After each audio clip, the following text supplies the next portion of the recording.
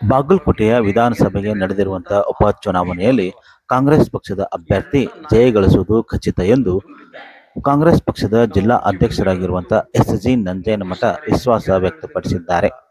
ಅವರು ಬಾಗಲಕೋಟೆಯ ನವನಗರದ ಪತ್ರಿಕಾ ಭವನದಲ್ಲಿ ಮಾಧ್ಯಮ ಪ್ರತಿನಿಧಿಗಳೊಂದಿಗೆ ಮಾತನಾಡುತ್ತಾ ಕಾಂಗ್ರೆಸ್ ಪಕ್ಷದ ಜಯಗಳಿಸುವುದಕ್ಕೆ ಶ್ರಮಿಸಿರುವಂತಹ ಮುಖ್ಯಮಂತ್ರಿ ಸಿದ್ದರಾಮಯ್ಯನವರು, ಡಿ.ಕೆ. ಶಿವಕುಮಾರ್ ಸೇರಿದಂತೆ ಹಲವಾರು ಗಣ್ಯ ಮುಖಂಡರು ಮತ್ತು ಶಾಸಕರು, ಸಚಿವರಿಗೆ ಧನ್ಯವಾದಗಳನ್ನು ಸಮರ್ಪಿಸಿದರು. ಇದೇ ಸಂದರ್ಭದಲ್ಲಿ ಮಾತನಾಡಿದ ಅವರು, ಚುನಾವಣೆ ಆಯೋಗದ ನಿಯಮಾವಳಿಗಳಂತೆ ಕಾಂಗ್ರೆಸ್ ಪಕ್ಷದ ಅಭ್ಯರ್ಥಿಯು ಸುಮಾರು 43 ಲಕ್ಷ ರೂಪಾಯಿಗಳನ್ನು ವೆಚ್ಚ ಮಾಡಬಹುದು. ಆದರೆ ಕಾಂಗ್ರೆಸ್ ಪಕ್ಷದಿಂದ ಅಂದಾಜು 42 ಲಕ್ಷ ರೂಪಾಯಿಗಳು ವೆಚ್ಚ ಆಗಿರಬಹುದೆಂದು ಅವರು ತಿಳಿಸಿದರು. ಏನಂತ ಹೇಳಿದ್ದಾರೆ ನೋಡಿ.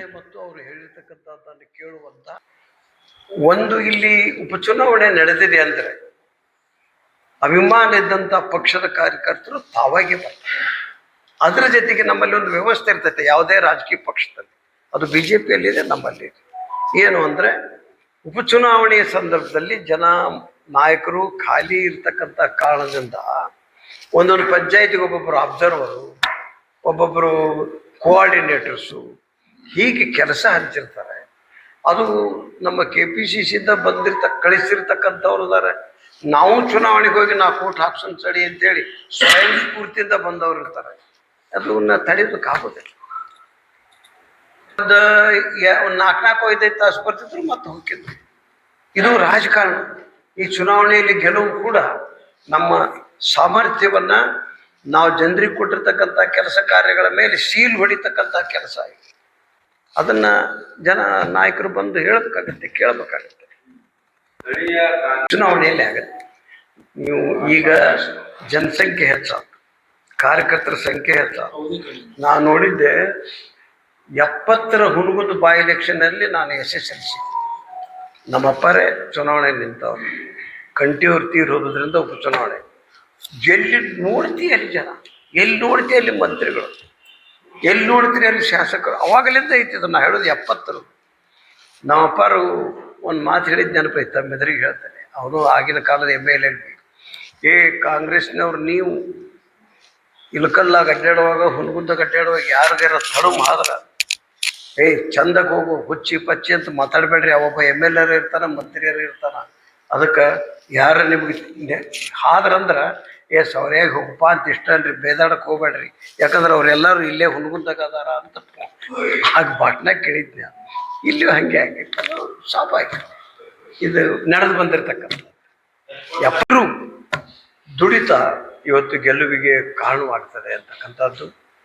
ಒಂದೊಂದು ಜಿಲ್ಲಾ ಪಂಚಾಯತಿಗೆ ಒಬ್ಬೊಬ್ಬರು MLAಗಳ ಕೆಲಸ ಮಾಡಿದ್ದು ನೋಡಿದ್ರೆ ನನಗೆ ಆಶ್ಚರ್ಯ ಆಗ್ತದೆ. ಚಿಮ್ಮನಕಟ್ಟಿಯವರು, ವಿಜಯಾನಂದ ಕಾಶ್ಯಪ್ನವರು ಐಹೊಳೆ ಜಿಲ್ಲಾ ಪಂಚಾಯತ್, CS ನಾಡಗೌಡವರು ರಾಂಪುರ್ ಜಿಲ್ಲಾ ಪಂಚಾಯತ್, JT ಪಾಟೀಲ್ರವರು ಬೇವೂರು ಜಿಲ್ಲಾ ಪಂಚಾಯತ್. ಅವ್ರ ಸಂಬಂಧಿಕರನ್ನು ಕರ್ಕೊಂಡ್ಬಂದು ದಿನಾಲೂ 40 ಜನ 50 ಜನ ಒಂದೊಂದು ಜಿಲ್ಲಾ ಪಂಚಾಯತಿಗೆ ಅವ್ರದೇ ಆದಂಥ ಜನ ಬಂದು ಕೆಲಸ ಮಾಡ್ತಾಯಿದ್ರು. ಅವರನ್ನೇ ನೋಡ್ಕೊಳ್ತಿದ್ರು. ನಾವು ಚಾ ಸಹಿತ ಕುಡಿಸಿಲ್ಲ. ನಮ್ಮ ಆಫೀಸಿಗೆ ಬಂದ್ರೆ ಅಷ್ಟೇ ಬರ್ತಿತ್ತು ಹೊರತಾಗಿ ಆ ಒಂದು ಅತ್ಯಂತ ನಿಷ್ಠೆ, ದಕ್ಷತೆಯ ಒಂದು ಕೆಲಸ ಮಾಡಿದ್ರಿಂದ ನಾವು ಖಂಡಿತವಾಗಿ ನನ್ನ ಆತ್ಮವಿಶ್ವಾಸದಿಂದ, ನನ್ನ ಅನುಭವದಿಂದ ಹೇಳ್ತೇನೆ, ನಾವು 4ನೇ ತಾರೀಕಿಗೆ ಜಯಶಾಲಿ ಆಗ್ತೇವೆ. ಖಂಡಿತವಾಗಿ ಜನರ ಆಶೀರ್ವಾದ, ಜನ ಪಟ್ಟಂಥ ಕಾರ್ಯಕ್ರಮಗಳ, ನಾಯಕರು ದುಡಿದಿರ್ತಕ್ಕಂಥದ್ದು ಆಧಾರದ ಮೇಲೆ ಜಯ ಖಂಡಿತ ಅಂತಕ್ಕಂಥ ನನ್ನ ಆತ್ಮವಿಶ್ವಾಸದ ಮಾತನ್ನು ತಮಗೆ ಹೇಳೋದ್ರ ಜೊತೆಗೆ ತಮ್ಮ ಮುಖಾಂತರ ಎಲ್ಲರಿಗೂ ಅನಂತ ಕೃತಜ್ಞತೆಗಳನ್ನು ನಾನು ಈ ಸಂದರ್ಭದಲ್ಲಿ ಅವರಿಗೆಲ್ಲ HK ಪಾಟೀಲ್ರು, ಲಾಡವರು, ಜಮೀರ್ ಅಹ್ಮದ್ ಅವರು, MB ಪಾಟೀಲ್ರವರು, ಶಿವಾನಂದ್ ಪಾಟೀಲ್ರವರು, ನಮ್ಮ BK ಹರಿಪ್ರಸಾದ್ರವರು, ಚಂದ್ರಶೇಖರ್ ಮೆಂಬರ್ ಆಫ್ ಪಾರ್ಲಿಮೆಂಟ್ ಮತ್ತು ವರ್ಕಿಂಗ್ ಪ್ರೆಸಿಡೆಂಟ್, 12 ದಿನಗಳ ಕಾಲ ನಮ್ಮ ವಸಂತಕುಮಾರ್ MLC ಕಾರ್ಯಾಧ್ಯಕ್ಷ KPCC, ಈ ಚುನಾವಣೆಯ ಉಸ್ತುವಾರಿ ಉಪಾಧ್ಯಕ್ಷ ಪ್ರಭಾಕರ ಗೌಡ ಅವರು, ಆಮೇಲೆ ಬಸವರಾಜ ರಾಯರೆಡ್ಡಿ ಅವರು, ನಮ್ಮ ಪಕ್ಕದ ಕ್ಷೇತ್ರದ ರಾಘವೇಂದ್ರ ಹಿಟ್ನಾಳ್ ಅವರು, ನಮ್ಮ ಪಕ್ಕದ ಕ್ಷೇತ್ರದಂಥ CS ನಾಡಗೌಡರವರು ಇಲ್ಲೇ ತಮ್ಮ ಆ, ಆ, ಗೆಳೆಯರೊಂದಿಗೆ ಕ್ಯಾಂಪ್ ಹಾಕಿದ್ದರು. ಎಲ್ಲಿ? ನಮ್ಮ ರಾಂಪುರ ಜಿಲ್ಲಾ ಪಂಚಾಯಿತಿಯಲ್ಲಿ. ಹೀಗೆ ಜಿಲ್ಲಾ ಪಂಚಾಯಿತಿಗೊಬ್ಬರು ನಮ್ಮ ಜಿಲ್ಲೆಯ ಶಾಸಕರು ಕೂಡ JT ಪಾಟೀಲ್ ಅವರು, ವಿಜಯಾನಂದ ಕಾಶ್ಯಪ್ನವರವರು, ಶ್ರೀ BB ಚಿಮ್ಮನಕಟ್ಟಿಯವರು ಒಂದೊಂದು ಜಿಲ್ಲಾ ಪಂಚಾಯಿತಿಯಲ್ಲಿ ಗ್ರಾಮಗಳಿಗೆ ತೆರಳಿ ಮತದಾನಕ್ಕಾಗಿ ಮತದಾರರ ಮನವೊಲಿಸುವಂತಹ ಪ್ರಯತ್ನವನ್ನು ಮಾಡಿದರು. ಸಂಘಟನೆಗಳಾಗಿರ್ತಕ್ಕಂಥ ಮಹಿಳಾ ಕಾಂಗ್ರೆಸ್ಸಿನ ಸೌಮ್ಯಾರೆಡ್ಡಿ ಅವರು, ಪ್ರಚಾರ ಸಮಿತಿ ಅಧ್ಯಕ್ಷ ವಿನಯ್ ಕುಮಾರ್ ಸೂರಕ್ಕಿ ಅವರು, ಯುವ ಕಾಂಗ್ರೆಸ್ ಅಧ್ಯಕ್ಷ ಮಂಜುನಾಥ್ರವರು, NSY ಅಧ್ಯಕ್ಷ ನಮ್ಮ ಕೀರ್ತಿ ಗಣೇಶ್ ಅವರು, ಹೀಗೆ ಅನೇಕರು. ಆಮೇಲೆ ಗುಲ್ಬರ್ಗಾದ MLC ಆಗಿರ್ತಕ್ಕಂಥ ಕಮ್ಮಕ್ಕನವರು, ಸಿಂದಗಿಯ ಮಾಜಿ ಶಾಸಕ ಶರಣಪ್ಪ ಅವರು, ಗಡಿನಾಡ ಅಭಿವೃದ್ಧಿ ಇದು ಮಂಡಳಿ ಅಧ್ಯಕ್ಷರಾದಂತಹ ಬೇವಿನಮರದವರು, ನಮ್ಮ ಲಂಬಾಣಿ ತಾಂಡ್ಗಳಿಗೆಲ್ಲ ಒಂದು ಇನ್ಸ್ಪೈರೇಷನ್ ಕೊಟ್ಟಿರ್ತಕ್ಕಂಥ ರುದ್ರಪ್ಪ ಲಂಬಾಣಿಯವರು, ಪರಮೇಶ್ವರ ನಾಯ್ಕ ಅವರು, ಕಾಂತಾ ನಾಯ್ಕ ಅವರು, ಹೀಗೆ ಅನೇಕ ಜನ ರಾಜ್ಯಾದ್ಯಂತ ಬಂದು ತಮ್ಮ ಸೇವೆಯನ್ನು ಮತದಾರರ ಹತ್ತಿರ ಹೋಗುವ ಮುಖಾಂತರ ಸಮಾಜವಾರು ಹೋಗಿ ತಮಗೆ ಪರಿಚಯ ಇದ್ದಂಥವರಲ್ಲಿ ಹೋಗಿ ನಾವು ಗೆಲ್ಲುವುದು ನಿಶ್ಚಿತ ಅನ್ನುವಂತಹ ಈ ಉಪಚುನಾವಣೆಯಲ್ಲಿ ಕಮತಗಿ ಪಟ್ಟಣ ಪಂಚಾಯಿತಿಯಲ್ಲಿ ಒಂದೇ ಕಡೆ ಈ ರೀತಿಯಾದಂಥ ಒಂದು ಸನ್ನಿವೇಶ ಆಗಿದ್ದು ಅದು ನಿಜ. ಅದರ ಪ್ರಕಾರ ಅಲ್ಲಿಯ ಲೋಕಲ್ ಮುನ್ಸಿಪಾಲ್ಟಿ ಸದಸ್ಯರು, ಅಲ್ಲಿಯ ಪಟ್ಟಣ ಪಂಚಾಯಿತಿ ಸದಸ್ಯರು, ಪಟ್ಟಣ ಪಂಚಾಯಿತಿ ಅಧ್ಯಕ್ಷರು, ಮಾಜಿ ಅಧ್ಯಕ್ಷರು, ಪಕ್ಷದ ಹಿರಿಯರು ಎಲ್ಲರೂ ನಮಗೆ ಲಿಖಿತ ಮೂಲಕ ಆರೋಪವನ್ನು ಕೊಟ್ಟಿದ್ದಾರೆ. ನಾನು KPCC ಸಂಪರ್ಕ ಮಾಡಿದ್ದೇನೆ. ಇವತ್ತು ತಪ್ಪಿದರೆ ನಾಳೆ ಅದರ ಬಗ್ಗೆ ನಮ್ಮ ಪಕ್ಷದ ಬಾಯ್ಲಾ ಪ್ರಕಾರ ಕ್ರಮ ಸಸ್ಪೆಂಡ್ ಮಾಡ್ತಾರೆ. ಕ್ರಮ ಅಂದರೆ ಸಸ್ಪೆಂಡ್. ಎರಡು ಪಟ್ಟಣ ಪಂಚಾಯಿತಿ ಸದಸ್ಯರು, ಒಬ್ಬರು ಒಬ್ಬ ಜಮಖಂಡಿ ಅನ್ನೋ ಹೆಸರು ರಮೇಶ್ ಜಮಖಂಡಿ, ಗುರು ಪಾಟೀಲ್ ಅನ್ನೋ ಒಬ್ಬ ಸದಸ್ಯ, ರಮೇಶ್ ಜಮಖಂಡಿ ಅನ್ನೋರು ಒಬ್ಬರು ಮಾಜಿ ಅಧ್ಯಕ್ಷರು,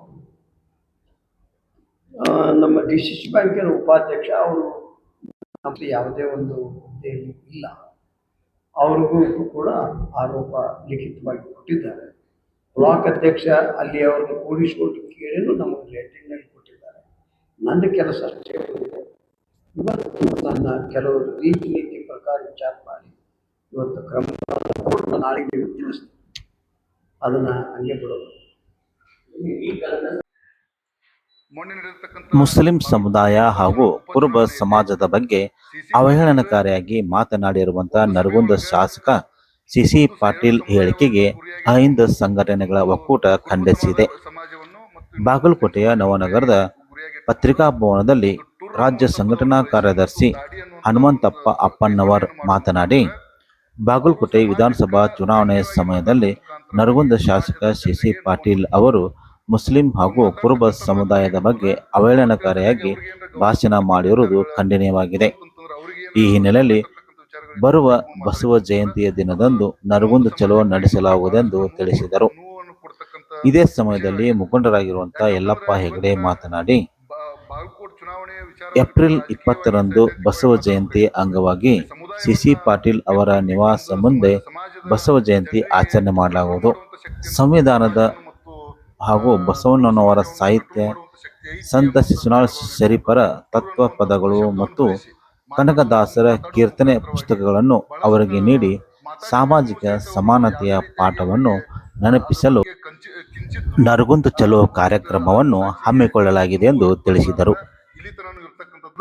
ನಾವು ಇಲ್ಲಿ ತನೂ ಸಹಿತ ಅವ್ರೇನಾರ ಸಾರ್ವಜನಿಕವಾಗಿ ಕ್ಷಮೆಯನ್ನು ಕೇಳಿ ನಾವು ಮಾತಾಡಿರ್ತಕ್ಕಂಥದ್ದು ತಪ್ಪಾಗೈತಿ ಅನ್ನುವಂಥ ವಿಚಾರಗಳನ್ನು ವ್ಯಕ್ತಪಡಿಸಿದ್ರು ಅಂತಂದ್ರೆ ನಾವು ಮುಂದಿನ ಹೋರಾಟವನ್ನು ಮಾಡಬಾರ್ದು ಅನ್ನುವಂಥ ವಿಚಾರವನ್ನು ಇಟ್ಕೊಂಡಿದ್ವಿ. ಇಲ್ಲಿ ತನೂ ಅವ್ರಿಗೆ ಯಾವುದೇ ರೀತಿಯಾಗಿರ್ತಕ್ಕಂಥ ಅಪರಾಧ ಮನಸ್ಥಿತಿ ಅವ್ರಿಗೆ ಕಾಡಿಲ್ಲ. ಆ ನಿಟ್ಟಿನೊಳಗೆ ಬರುವಂಥ ಬಸವ ಜಯಂತಿ ದಿವಸ ಅವರಿಗೆ ಬಸವಣ್ಣನವರ ವಿಚಾರಧಾರೆಗಳು, ಅನುಭವ ಮಂಟಪದಲ್ಲಿ ಯಾವ ರೀತಿಯಾಗಿ ಸಮಾನ ರೀತಿಯೊಳಗಿರ್ತಕ್ಕಂಥ ಅನುಭವ ಮಂಟಪದ ವಿಚಾರಗಳು ಮತ್ತು ಶಿಶುನಾಳ ಶರೀಫರ ಸಾಮಾಜಿಕ ವ್ಯವಸ್ಥೆಯನ್ನು ಕುರಿತಾಗಿ ಮತ್ತು ಕನಕದಾಸರ ಕೀರ್ತನೆಗಳನ್ನು ಇಟ್ಕೊಂಡು ಅವ್ರಿಗೆ ಆ ಪುಸ್ತಕಗಳನ್ನ ಅವ್ರ ಮನೆಗೆ ಹೋಗಿ ಕೊಟ್ಟು ಈ ರೀತಿಯಾಗಿ ಮಾಡಬಾರ್ದು ಅನ್ನುವಂಥ ವಿಚಾರಗಳನ್ನ ಅವರಿಗೆ ಹೇಳಿ, ಇದು ಸಮಾಜಕ್ಕೆ ಇನ್ನೊಂದು ಸಮಾಜದ ನಡಬರ್ಕ ವೈರುಧ್ಯವನ್ನು ತಂದಿರತಕ್ಕಂಥ ಹೇಳಿಕೆಗಳ ಆಗಬಾರ್ದು. ಅದ್ರ ಜೊತೆಗೆ ನಮ್ದು ಇವತ್ತು ಪ್ರೆಸ್ ಮೀಟ್ ಮಾಡ್ತಕ್ಕಂಥ ಉದ್ದೇಶ ವೈಯಕ್ತಿಕವಾಗಿ ಸಿ ಪಾಟೀಲ್ ವಿರುದ್ಧ. ಯಾಕಂತಂದ್ರೆ ಸಿ ಪಾಟೀಲ್ ಹೇಳಿರ್ತಕ್ಕಂಥ ವಿಚಾರಗಳ ವಿರುದ್ಧ ಸಮಾಜದ ಬಗ್ಗೆ ನಿಂದನೆ ಮಾಡಿರ್ತಕ್ಕಂಥದ್ದು ಕುರಿತಾಗಿ ಅಷ್ಟೇ ಐತಿ, ಆ ಯಾವುದೇ ರೀತಿಯಾಗಿರ್ತಕ್ಕಂಥ ಸಮಾಜದ ಬಗ್ಗೆ ಅಲ್ಲ. ಇದು ನಾವು ಮೊದಲನೇದಾಗಿ ಪತ್ರಕರ್ತರಿಗೆ ಮತ್ತು ತಮ್ಮ ಮುಖಾಂತರ ಸ್ಪಷ್ಟಪಡಿಸ್ತೀವಿ. ಅಂತ ಒಬ್ಬ ಸಿ ಪಾಟೀಲ್ರು ತಮ್ಮ ವ್ಯಕ್ತಿತ್ವವನ್ನು ಯಾವ ರೀತಿಯಾಗಿ ಐತಿ ಅನ್ನೋದಕ್ಕೆ ಅವ್ರ ಹಿನ್ನೆಲೆ ಗೊತ್ತೈತಿ. ಸದನದಾಗ ಅವರು ಎಂಥ ಶೂರ್ತನದ ಕೆಲಸವನ್ನು ಮಾಡ್ಯಾರ ಅನ್ನೋದು ಗೊತ್ತೈತಿ. ನೀಲಿ ಚಿತ್ರಗಳನ್ನು ನೋಡೋ ಮುಖಾಂತರವಾಗಿ ತಮ್ಮ ಶೌರ್ಯತ್ವವನ್ನು ವ್ಯಕ್ತಪಡಿಸ್ಯಾರ ಅವರು.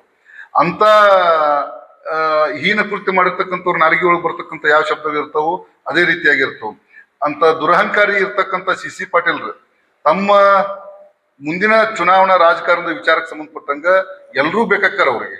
ಬರೇ ಅವರು ಯಾವ ಒಂದು ವಿಚಾರಧಾರೆಗಳನ್ನ ಇಟ್ಕೊಂಡು ಅವರು ಆಲೋಚನೆಗಳನ್ನ ಇಟ್ಕೊಂಡು ಅವ್ರು ಮಾತಾಡ್ಯಾರ, ಎಲ್ಲ ಸಮಾಜದವರು ಬೇಕಾಕ್ಕಾರ. ಚುನಾವಣೆ ಅಂತ ಬಂದಾಗ ಎಲ್ಲರೂ ಅವ್ರಿಗೆ ಮತದಾನ ಮಾಡ್ಬೇಕಾಕತಿ, ಎಲ್ಲರೂ ಓಟ್ ಹಾಕ್ಬೇಕಾಕಿರ್ತ ಅನ್ನುವಂಥ ಪ್ರಜ್ಞೆ ಅವ್ರಿಗೆ ಇತ್ತಂತಂದ್ರೆ ಅವ್ರು ಮಾತಾಡ್ತಿದ್ದಿಲ್ಲ. ಅಂತ ದುರಹಂಕಾರಿ ವ್ಯಕ್ತಿಯನ್ನ ಬಹುಶಃ ಇಲ್ಲಿ ತನೂ ಸಹಿತ ನಾವು ಯಾರೂ ನೋಡಿರಕ್ಕಿಲ್ಲ. ಯಾರೂ ಸಹಿತ ಅವರು ಸೈದ್ಧಾಂತಿಕವಾಗಿ ಸಿದ್ದರಾಮಯ್ಯರ ಬಗ್ಗೆ ಇನ್ನೊಬ್ಬರ ಬಗ್ಗೆ ಏನಾರ ವಿಚಾರದಾಗಿದ್ದು ಅಂದ್ರೆ ಅವ್ರು ರಾಜಕಾರಣ ದೃಷ್ಟಿಕೋನ ಇಟ್ಕೊಂಡು ಮಾತಾಡ್ಬೋದು. ಆದ್ರೆ ಒಂದು ಸಮಾಜವನ್ನು ಗುರಿಯಾಗಿ ಇಟ್ಕೊಂಡು ಮಾತಾಡ್ತಕ್ಕಂಥ ವಿಚಾರಧಾರೆಗಳದವಲ್ಲ, ಅದು ತಪ್ಪನ್ನುವಂಥ ಮಾತುಗಳನ್ನು ಹೇಳಿ ಮುಂದಿನದಾಗಿ ಎಲ್ಲ ಸಾಮಾಜಿಕ ನ್ಯಾಯಕ್ಕೋಸ್ಕರ ಈ ಸಮಾಜದ ವ್ಯವಸ್ಥೆ ಬದಲಾವಣೆ ಮಾಡಲಿಕ್ಕೆ ಸಾಕಷ್ಟು ಹೋರಾಟದ ಮುನ್ನಡೆಯನ್ನು ಬರೆದಿರ್ತಕ್ಕಂಥ ನಾಡಿನಲ್ಲಿ ಹುಟ್ಟಿರ್ತಕ್ಕಂಥವ್ರು ನಾವು. ಸೂಫಿ ಸಂತರು, ಶರಣರು, ಕನಕದಾಸರು, ಹಲವಾರು ಮಹಾನ್ ಪುರುಷರು ಈ ನಾಡಿನಲ್ಲಿ ಸೌಹಾರ್ದತೆಯನ್ನು ಬೆಳೆಸಲಿಕ್ಕೆ, ಮಾನವೀಯತೆಯನ್ನು ಬೆಳೆಸಲಿಕ್ಕೆ, ಸಮಾಜದ ಅಂಕು ಡೊಂಕುಗಳನ್ನ ತಿದ್ದಲಿಕ್ಕೆ ಹುಟ್ಟಿರ್ತಕ್ಕಂಥ ಮಹಾನ್ ಭಾವರ ಒಂದು ಪರಂಪರೆಯನ್ನು ಹೊಂದಿರತಕ್ಕಂಥ ನಮ್ಮ ನಾಡಿನಲ್ಲಿ ಏನು ಉಪಚುನಾವಣೆಯ ಸಂದರ್ಭದಲ್ಲಿ ಸನ್ಮಾನ್ಯ ಸಿ ಪಾಟೀಲ್ರು 4 ಬಾರಿ ಶಾಸಕರಾಗಿರ್ತಕ್ಕಂಥವ್ರು, 2 ಬಾರಿ ಸಚಿವರಾಗಿರ್ತಕ್ಕವ್ರು, ನಮ್ಮ ಜಿಲ್ಲೆಯ ಉಸ್ತುವಾರಿ ಸಚಿವರು ಸಹಿತ ಅವರಾಗಿದ್ರು. ಅಂತವರು ಸಂವಿಧಾನದ ಅಡಿಯಲ್ಲಿ ಅವರು ಪ್ರಮಾಣ ವಚನ ಸ್ವೀಕಾರ ಮಾಡಿರ್ತಕ್ಕಂಥವ್ರು ಸಂವಿಧಾನಾತ್ಮಕ ಪದಗಳನ್ನ ಬಳಕೆ ಮಾಡಬೇಕಾಗಿತ್ತು. ಆದ್ರೆ ಅವರು ಬಳಕೆ ಮಾಡಿರ್ತಕ್ಕಂಥದ್ದೇನು ಸಂದೇಶಗಳೇನಿತ್ತು, ಮುಸ್ಲಿಂ ಸಮುದಾಯದ ಸಂಪ್ರದಾಯದ ವಿಚಾರಗಳು ಇಟ್ಕೊಂಡು, ಕುರುಬ ಸಮುದಾಯದ ಒಂದು ಸಾಂಪ್ರದಾಯಿಕ ಹಿನ್ನೆಲೆ ಇಟ್ಟುಕೊಂಡು ಏನು ಅವಹೇಳನ ಮಾಡುವಂತ ಕೆಲಸವನ್ನ ಮಾಡಿದ್ದಾರೆ. ಅದು ಬಹಳ ಖಂಡನೀಯವಾಗಿರ್ತಕ್ಕಂಥ ಕೆಲಸ. ಸಾಕಷ್ಟು ನರಗುಂದ್ ಮತಕ್ಷೇತ್ರದಲ್ಲಿಯೂ ಸಹಿತ ಸಾಕಷ್ಟು 50,000ಕ್ಕಿಂತ ಹೆಚ್ಚು ಕುರುಬ ಸಮುದಾಯ ಇದೆ, ಸುಮಾರು 20,000ಕ್ಕಿಂತ ಹೆಚ್ಚು ಮುಸ್ಲಿಂ ಸಮುದಾಯ ಇಲ್ಲಿ. ಆದರೆ ಅವರು ಒಂದು ವಿಷಾದವನ್ನು ವ್ಯಕ್ತಪಡಿಸಬಹುದಾಗಿತ್ತು. ಮಾತಿನ ಭರಾಟೆಯಲ್ಲಿ ಮಾತನಾಡಿರ್ತಾರೆ. ಈಗ ನಾವು ಮಾತನಾಡ್ತಾ ಇತ್ತು ಯಾವುದೋ ಒಂದು ಮಾತಿನ ಭರಾಟೆಯಲ್ಲಿ ಮಾತುಗಳು ಸಹಜವಾಗಿ ಬಂದಿರ್ತಕ್ಕಂಥ ಸಂದರ್ಭದಲ್ಲಿ ನಮ್ಮ ತಪ್ಪಿನ ಅರಿವಾದ ನಂತರ ನಾವು ವಿಷಾದವನ್ನು ವ್ಯಕ್ತಪಡಿಸಬಹುದು, ಇಲ್ಲ ಕ್ಷಮಾಪಣೆ ಕೇಳಿದ್ರೆ ಅಲ್ಲಿಗೆ ಯಾವುದೋ ಒಂದು ಇತ್ಯರ್ಥ ಆಗತ್ತೆ. ಆದ್ರೆ ಇಲ್ಲಿವರೆಗೂ ಸಹಿತ ಯಾವುದೇ ರೀತಿಯಾಗಿದೆ ಇತ್ಯರ್ಥ ಆಗದೆ ಇರ್ತಕ್ಕಂಥ ಅವ್ರು ಮಾತನಾಡದಕ್ಕೆ ವಿಷಾದವನ್ನು ವ್ಯಕ್ತಪಡಿಸದೇ ಇರ್ತಕ್ಕಂಥ ಸಂದರ್ಭದಲ್ಲಿ ನಾವು 20ನೇ ತಾರೀಕು ಬಸವ ಜಯಂತಿ ಇದೆ. ಈ ಬಸವ ಜಯಂತಿಯನ್ನ ನಾವು ಅರ್ಥಪೂರ್ಣವಾಗಿ ಆಚರಿಸ್ಬೇಕಂತೇಳಿ ಮಾಡಿದ್ವಿ. ಅವತ್ತು ಬಸವಣ್ಣನ ಜಯಂತಿಯ ಅಂಗವಾಗಿ ನಾವು ನರಗುಂದ್ ಚಲೋ ಬಸವ ಜಯಂತಿ ಆಚರಣೆ ಮಾಡಲಿಕ್ಕೆ ನರಗುಂದ್ ಚಲೋ ಅಂತೇಳಿ ಅವ್ರು ನಮ್ಮ ಸನ್ಮಾನ್ಯ ಸಿ ಪಾಟೀಲ್ರ ಮನೆ ಮುಂದೆ ಬಸವ ಜಯಂತಿಯನ್ನು ಆಚರಣೆ ಮಾಡ್ತೀವಿ. ಆ ಬಸವ ಜಯಂತಿಯನ್ನು ಆಚರಣೆ ಮಾಡ್ತಾ ಸಂವಿಧಾನದ ಪುಸ್ತಕವನ್ನ ನೀಡ್ತಾ ಇದ್ದೀವಿ ಅವರಿಗೆ. ಜೊತೆಗೆ ನಮ್ಮ ಶಿಶುನಾಳ ಶರೀಫರ ಪುಸ್ತಕವನ್ನು ನೀಡ್ತೀವಿ, ನಮ್ಮ ಬಸವಣ್ಣವರ ವಚನಗಳ ಪುಸ್ತಕವನ್ನು ನೀಡ್ತಾ ಇದ್ದೀವಿ, ಕನಕದಾಸರ ಕೀರ್ತನೆಗಳ ಬಗ್ಗೆ ನೀಡ್ತಾ ಇದ್ವಿ. ಇವೆಲ್ಲ ಪುಸ್ತಕಗಳನ್ನ ಯಾಕೆ ನೀಡ್ತಾ ಇದೀವಿ ಅಂದ್ರೆ ಸನ್ಮಾನ್ಯರು ಬಹಳ ಜವಾಬ್ದಾರಿಯುತವಾದ ಸ್ಥಾನದಲ್ಲಿರ್ತಕ್ಕಂಥವ್ರು ತಾವುಗಳು ಇವೆಲ್ಲ ಪರಂಪರೆಯ ನಾಯಕ ಏನಿದೆ ಅವನ್ನೆಲ್ಲ ನರಗುಂದ್ ಶಾಸಕರಾಗಿರುವಂತಹ ಸಿ ಪಾಟೀಲ್ ಅವರ ಹೇಳಿಕೆ ವಿವಾದ ಆಗುತ್ತಿರುವ ಹಿನ್ನೆಲೆಯಲ್ಲಿ ಶಾಸಕ ಸಿ ಪಾಟೀಲ್ ಅವರು ವಿಷಾದ ವ್ಯಕ್ತಪಡಿಸಿದ್ದಾರೆ. ಸಾಮಾಜಿಕ ಜಾಲತಾಣ ಮೂಲಕ ವಿಡಿಯೋ ಮಾಡಿ ತಾವೇ ವಿಷಾದ ವ್ಯಕ್ತಪಡಿಸಿದ್ದಾರೆ. ಆಶೀರ್ವಾದ ನನ್ನ ಮೇಲಿದೆ. ನಾನು ಸಹ ಎಲ್ಲ ಧರ್ಮದವರ ಜೊತೆಗೆ ಅನ್ಯೋನ್ಯತೆ ಭಾವನೆ ಅನ್ಯೋನ್ಯತೆಯಿಂದ ಜೀವನವನ್ನು ನಡೆಸುತ್ತಾ ಬಂದಿದ್ದೇನೆ. ಆದರೆ ಬಾಗಲಕೋಟೆ ಉಪಚುನಾವಣೆಯಲ್ಲಿ ವೀರಶೈವ ಮತದ ಉಪಪಂಗಡಗಳ ಸಭೆಯನ್ನು ನಡೆದಾಗ ಪ್ರಚಾರ ಭಾಷಣವನ್ನು ಮಾಡುವಂಥ ಸಂದರ್ಭದಲ್ಲಿ ಹಾಲುಮತ ಸಮಾಜದ ಮತ್ತು ಅಲ್ಪಸಂಖ್ಯಾತ ಸಮುದಾಯದ ಒಗ್ಗಟ್ಟನ್ನು ನೋಡಿ ನಾವು ಕಲಿಯಬೇಕೆನ್ನು ಹೇಳುವ ಆತುರದಲ್ಲಿ ಹಾಲುಮತ ಸಮಾಜ ಮತ್ತು ಅಲ್ಪಸಂಖ್ಯಾತ ಸಮುದಾಯದ ಬಗ್ಗೆ ಆಡಿದ ಮಾತುಗಳಿಂದ ಹಾಲುಮತ ಮತ್ತು ಅಲ್ಪಸಂಖ್ಯಾತ ಮತಗಳ ಜನರ ಭಾವನೆಗಳಿಗೆ ನೋವಾಗಿದ್ದರೆ ನಾನು ವಿಷಾದಿಸುತ್ತೇನೆ. ಈ ಸಣ್ಣ ವಿಷಯವನ್ನು ಮುಂದುವರೆಸದೆ ಎಲ್ಲರೂ ಸೇರಿಕೊಂಡು ಆತ್ಮೀಯತೆಯಿಂದ ಅನ್ಯೋನ್ಯತೆಯಿಂದ ಸಕ್ರಿಯ ರಾಜಕಾರಣವನ್ನು ಮುಂದುವರಿಸೋಣ. ಈ ವಿಷಯವಾಗಿ ಸೌಹಾರ್ದಯುತವಾದಂಥ ವಾತಾವರಣವನ್ನು ಇನ್ನಷ್ಟು ನಿರ್ಮಾಣ ಮಾಡಲಿಕ್ಕೆ ಯಾವುದೇ ಸಮಾಜದ ನಾಯಕರು ನಮ್ಮ ನರಗುಂದಕ್ಕೆ ಬರುವುದಾದರೆ ನಾನು ಸ್ವಾಗತಿಸಿ ಅವರ ಜೊತೆಗೆ ಸಹಕರಿಸಲು ಸಿದ್ಧನಿದ್ದೇನೆ. ಮತ್ತೊಮ್ಮೆ ನಾನು ವಿಷಾದಿಸುತ್ತೇನೆ. ಬಾಗಲಕೋಟೆಯ ಬಸವೇಶ್ವರ ವಿದ್ಯಾವರ್ತಕ ಸಂಘದ ನೂತನ ಸಭಾಭವನದಲ್ಲಿ ಗುರುವಾರ ಹಮ್ಮಿಕೊಂಡಿದ್ದ ಮಧುರ ಚೆನ್ನ ಅನುಭಾವಿಯೊಂದಿಗೆ ಅನುಸಂಧಾನ ಏಕವ್ಯಕ್ತಿಯ ನಾಟಕ ಪ್ರದರ್ಶನ ಸಮಾರಂಭ ಜರುಗಿತು. ಈ ಸಂದರ್ಭದಲ್ಲಿ ಸಾಹಿತಿ ಹಾಗೂ ಪತ್ರಕರ್ತರಾಗಿರುವಂತಹ ಗಣೇಶ್ ಅಮ್ಮೇನಗಡ ಅವರು ಮಾತನಾಡಿ, ಆಧುನಿಕ ಸಾಹಿತ್ಯದಲ್ಲಿ ಮಧುರ ಚೆನ್ನಯ್ಯಗಿಂತ ಶ್ರೇಷ್ಠ ಸಾಹಿತ್ಯ ಕೃಷಿ ಮಾಡಿದವರು ಬೇರೆ ಯಾರೂ ಇಲ್ಲ. ಕನ್ನಡ ಸಾಹಿತ್ಯದಲ್ಲಿ ಅನುಭವದ ಮಧುರ ಕತೆ ಕೇಳಿ ಬಂದಿದ್ದು ಮಧುರ ಚೆನ್ನಯ್ಯನವರ ಕಾವ್ಯದಲ್ಲಿ. ಲಿಪಿಶಾಸ್ತ್ರ, ಶಾಸನಶಾಸ್ತ್ರ, ಭಾಷಾಶಾಸ್ತ್ರ, ವ್ಯಾಕರಣಶಾಸ್ತ್ರ, ಜ್ಯೋತಿಷ್ಯ ಶಾಸ್ತ್ರವನ್ನು ವೈಜ್ಞಾನಿಕ ನೆಲೆಗಟ್ಟಿನಲ್ಲಿ ಅರ್ಥೈಸಿಕೊಂಡು ರಚಿಸಿದ ಕೀರ್ತಿ ಮಧುರ ಚೆನ್ನಯ್ಯನವರಿಗೆ ಸಲ್ಲುತ್ತದೆ ಎಂದು ತಿಳಿಸಿದರು. ಎಲ್ಲೋ ಒಂದು ಕೇಳಿದ ಹೆಸರು ನೆನಪಿರ್ತದೆ, ಹಲಸಂಗಿ ಮಧುರ ಚೆನ್ನ. ಹೌದು, ಅದು ಯಾಕಂತ ಅಷ್ಟೊಂದು ಗೊತ್ತಿಲ್ಲ. ಯಾರು ಮಧುರ ಚೆನ್ನದು? ಹಲಸಂಗಿ ಚೆನ್ನಮಲ್ಲಪ್ಪ. ಇಲ್ಲಿ ನಮಗೆ ಕಾಣ್ತದೆ, 6 ಅಡಿ ಎತ್ತರದ ನೀರು ಮುಗದ ಗೋಧಿ ಬಣ್ಣದ ವ್ಯಕ್ತಿ ಹಲಸಂಗಿ ಚೆನ್ನಮಲ್ಲ. ಅವರ ಕಾವ್ಯನಾಮ ಮಧುರ ಚೆನ್ನ. ಇವರು ಹುಟ್ಟಿದ್ದು ಹಲಸಂಗಿಯೆಲ್ಲ ಕಾಲ, ಹಲಸಂಗಿಯೆಲ್ಲ ಸಾಧನೆ ಮಾಡೋದು. ಆದರೆ ಇವರು ಹುಟ್ಟಿದ್ದು ಪಕ್ಕದ ಹೋಗೋ ಲೋಣಿಯಲ್ಲಿ ಹುಟ್ಟಿದ್ದು. ಲೋಣಿಯಿಂದ ಹಲಸಂಗಿಗೆ ತಮ್ಮ ಕರ್ಮಭೂಮಿಯಾಗಿ ಮಾಡ್ಕೊಂಡ್ಬಂದು ಇಡೀ ಸಾಧನೆಯನ್ನ ಹಲಸಂಗಿಯಲ್ಲಿ ಮಾಡಿದ್ರು. ಆ ಹಲಸಂಗಿ ಇನ್ನೂ ಬಹಳ ಪ್ರಸಿದ್ಧಿಯಾದ, ಬಹಳ ಮಂದಿ ಕೇಳಿರ್ಬೇಕು ನೀವು. ಹಲಸಂಗಿ ಅಂದ್ರೆ ಜಾನಪದ ಸಾಹಿತ್ಯಕ್ಕೂ ಬಹಳ ಅದೊಂದು ಹೆಸರುವಾಸಿಯಾದದ್ದು. ಹಾಗೆ ಆಧ್ಯಾತ್ಮದ, ಇಡೀ ವಿಶ್ವದ ಆಧ್ಯಾತ್ಮದ ಭೂಪಟಲದಲ್ಲಿ ಹಲಸಂಗಿಯನ್ನ ಗೋಚರವಾಗಿ ಗುರುತಿಸಿಕೊಟ್ಟವರು ಚೆನ್ನಮಲ್ಲಪ್ಪನವರು. ಹಲಸಂಗಿ ಮಧುರ ಚೆನ್ನ. ಇನ್ನೂ 12 ವರ್ಷ ಆಗಿರಲಿಲ್ಲ, ಅವಾಗ ಅವರ ದೇವರ ಹುಚ್ಚು ಹಿಡಿಯಿತು. ದೇವರ ನನ್ನ ಗಂಡ ಅಂತ ತಿಳ್ಕೊಂಡ್ಬಿಟ್ರು. ಹೇಗೆ ಅಕ್ಕ ಮಾದೇವಿ ಎಲ್ಲ ಹೋಗಿ ಕೇಳ್ಕೋತ ಹೋಗ್ತಾಳೆ. ಬೆಳದಿಂಗಳೇ ಕೂಗ್ಲಿ ಎಲ್ಲ ಕೇಳ್ಕೊತ ಹೋಗ್ತಾಳೆ. ಮಾಮರವೇ ನೀವು ಕಂಡೀರ ಅನ್ನೋ ಹಂಗ ಇವ್ರು ಏನ್ ಮಾಡ್ತಾರೆ, 12ನೇ ವರ್ಷಕ್ಕೆ ಹುಚ್ಚು ಹಿಡಿದು ಬಿಡ್ತದೆ. 12 ತುಂಬಿಲ್ಲ ಕನ್ನಕ್ಕೆ ನಾನಂದು ನನ್ನ ನಲ್ಲನ ಕತೆಗೆ ಮರಳುಗೊಂಡೆ. 12 ವರ್ಷ ಆಗಿಲ್ಲ, ಅವನೇ ನನ್ನ ಗಂಡ ಅಂತ ಹೇಳಿ ಹುಚ್ಚು ಹಿಡ್ಕೊಂಡು, ತಾಯಿ ನಾನೇಕೆ ನಂದು ನುಂಗಿದ್ದೇನೆ ತಾಯಿ, ಯಾವ ಕಡೆಗೂ ಮಗ್ಗಲು ಹೊರಗೊಡದಮ್ಮಯ್ಯ ಅಂತ ಹೇಳಿ ಅವ್ರು ಹುಡುಕೋತ್ ಆ 12 ವರ್ಷಕ್ಕೆ ಹಿಡಿದು ಹುಚ್ಚು ಅವ್ರ 26ನೇ ವಯಸ್ಸಿಗೆ ತನ ತಪಸ್ಸು ನಡೀತು. 12 ವರ್ಷದಿಂದ 26ನೇ ವಯಸ್ಸು. ಆ 26ನೇ ವಯಸ್ಸಿಗೆ ಅವ್ರಿಗೊಂದು ಸಾಕ್ಷಾತ್ಕಾರ, ಬ್ರಹ್ಮ ಸಂಸ್ಪರ್ಶ ಆಗ್ತದೆ, ಪ್ರಗಾಢ ಸ್ಪರ್ಶ ಆಗ್ತದೆ. ಇವೆಲ್ಲ ಬಹಳ ಆಶ್ಚರ್ಯದಿಂದ ಕೇಳ್ಬೋದು. ಆ ಬ್ರಹ್ಮ ಸ್ಪರ್ಶ ಆದದ್ದು ಬಾಗಲಕೋಟೆಯಲ್ಲಿ. ಅಲ್ಲ, ಹೌದಾ? ಬಾಗಲಕೋಟೆಯಲ್ಲ, ಬಾಗಲಕೋಟೆಗೂ ಮಧುರ ಚೆನ್ನ ಸಂಬಂಧ ಇತ್ತ? ಹೌದು, ಬಾಗಲಕೋಟೆಗೂ ಮತ್ತು ಮಧುರ ಚೆನ್ನರಿಗೂ ಒಂದು ಅವಿನಾಭಾವ ಸಂಬಂಧ. ಅವರಿಗೆ ಆರಾಮಿರಂಗಿಲ್ಲ. ಇಲ್ಲೇ ಎಷ್ಟು ಜನ ಇದ್ರು ಗೊತ್ತಿಲ್ಲ, ಬಾಗಲಕೋಟೆ ಪ್ರಾಪರ್ನವರು ಅಥವಾ ಬಾಗಲಕೋಟೆ ಇಲ್ಲಿದ್ದವರು. ಕಾರಿಹಳ್ಳ ಅಂತ ಬರ್ತದೆ ಇಲ್ಲಿ. ಕಾರಿಹಳ್ಳ ದಾಟಿದ ಮೇಲೆ ಒಂದು ಹವೇಲಿ ರೋಡ್ ಅಂತ ಒಂದು ಬರ್ತದೆ. ಅಲ್ಲಿ ಒಂದು ಸೇವಾದಳದ ಕಚೇರಿ ಕೂಡ ಅವಾಗ ಇತ್ತು, ಈಗೂ ಇರಬೇಕು ಅಂತ ಅನ್ಕೊಂಡಿದೆ. ಅದರ ಹತ್ರ ಅಲ್ಲೊಂದು ಡಾಕ್ಟರ್ ಒಂದು ಆರೋಗ್ಯಧಾಮ ಅಂತ ಇತ್ತು. ಆರೋಗ್ಯಧಾಮ. ಆ ಆರೋಗ್ಯಧಾಮಕ್ಕೆ ಇವರು ಚೆನ್ನಮಲ್ಲಪ್ಪನವರು ಉಪಚಾರದೊಳಗೆ ಬಂದಿರ್ತಾರೆ. ಶಬ್ದ ನಿಶಬ್ದ, ಶಬ್ದದಾಚೆಯ ಶಬ್ದ, ನಿಶಬ್ದವಿದ್ದ ರೂಪವಲ್ಲ. ಶಬ್ದವಿದ್ದರೂ ಅವರಿಗೆ ಅನುಭವ ಆಗ್ತಿದ್ದು. ಬಾಗಲಕೋಟೆಯಲ್ಲಿ 26ನೇ ವಯಸ್ಸಿಗೆ, 12ನೇ ವಯಸ್ಸಿಗೆ ಹಿಡಿದಂತ ಹುಚ್ಚು 26ನೇ ವಯಸ್ಸಿಗೆ ಅವರಿಗೆ ಸಾಕ್ಷಾತ್ಕಾರ ಆಯಿತು. ಎಷ್ಟು ವರ್ಷ ಆಯ್ತು? 12ರಿಂದ 26. ಅದಕ್ಕೆ ಅವ್ರು ಹೇಳ್ತಾರೆ, ಈ ಸುದಿನ ಕಂಡಿದ್ದೆ ಬಾಗಿಲಿಲ್ಲದ ಕೋಟೆ, ಇಂದು ಬಾಗಿಲುಕೋಟೆ ಆಯಿತಲ್ಲ. ಈ ಸಿಹಿಸಿ ದಣಿದು ಕೊನೆಗೂ ದಂಡೆಯ ಕಂಡೆ, ದೇವರಾಯನ ರಾಜ್ಯ ಲಭಿಸಿತಲ್ಲ. ತಂದೆನೇ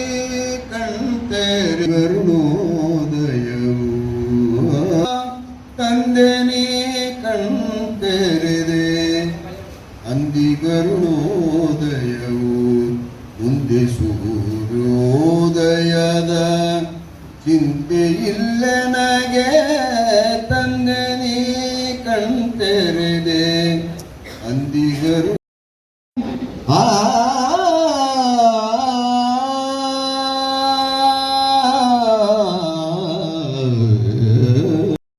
ನಾಟುಗಳನ್ನ ನಾಡ್ತಾ ಶುರು ಮಾಡ್ತಾರೆ. ಅಂತ ಯಾರಾದ್ರೂ ಇಲ್ಲಿ ಸ್ವಲ್ಪ ಗೊತ್ತಿರೋರು ಇಲ್ಲಿ ಆ ಲೈಟ್ ಆಫ್ ಮಾಡ್ತೀರ ಆರಂಭಿಸಿದ ಬೀಳು ರಚನೆಯಿಂದ ಹಿಡಿದು ಮಧುರಚಂದ್ರ. ನೀವೆಲ್ಲರೂ ನಮ್ಮ ಬಿ ಎ ಪಠ್ಯ ಆಗಿತ್ತು ನನ್ನನ್ನಲ್ಲ ಅಂತ. ಇವತ್ತು ಮಧುರಚಂದ್ರ ಕುರಿತು ಮಹತ್ವವನ್ನು ತಿಳಿಸುವಂತ ನಾಟಕ. ದಯಮಾಡಿ ನೀವು ನಿಮ್ಮ ಮೊಬೈಲ್ಗಳನ್ನ ಸ್ವಿಚ್ ಆಫ್ ಮಾಡಿ ಅದರ ಕುತ್ತಿಗೆ ಚಿಕ್ಕಿ